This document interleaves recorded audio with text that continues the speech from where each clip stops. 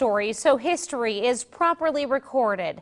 Tonight, the Veterans History Project is getting a big boost here in Nebraska. KMTV Action 3 News reporter Josh Egbert is in the news center with this story. Josh? Well, Jen, their stories are fading and often go untold, but a national group is giving them a voice, a chance to tell their stories, not only for us, but for generations to come.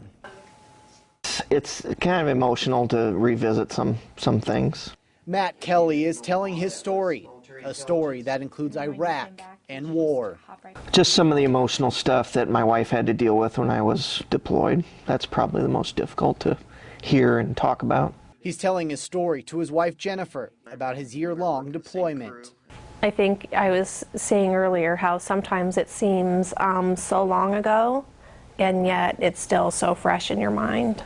Matt's story is part of a preservation project by the StoryCorps' Military Voices Initiative, a first-hand account of what these veterans went through, told in their own words.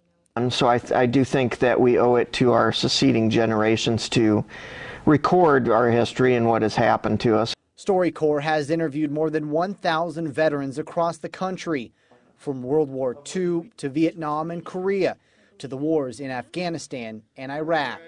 A lot of what we hear from veterans is that they haven't had a chance to talk about these stories before because nobody's ever asked. Until now, along with StoryCorps, the Veterans History Project is also recording their stories. Senators Mike Johans and Deb Fisher have gathered veterans from across the state to record those stories. They will be placed in the Library of Congress, along with thousands of other stories for generations to come.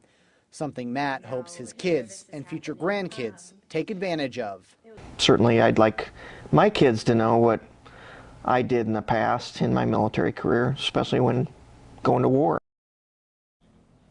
Most of the interviews being conducted right now are veterans from Iraq and Afghanistan. 30 veterans have signed up to share their stories now through Saturday. Reporting live, Josh Egbert, KMTV Action 3 News. Such a meaningful project. Thanks, Josh. President Clinton signed the Veterans History Project into law in 2000. One of its sponsors was then Nebraska Senator Chuck Hagel.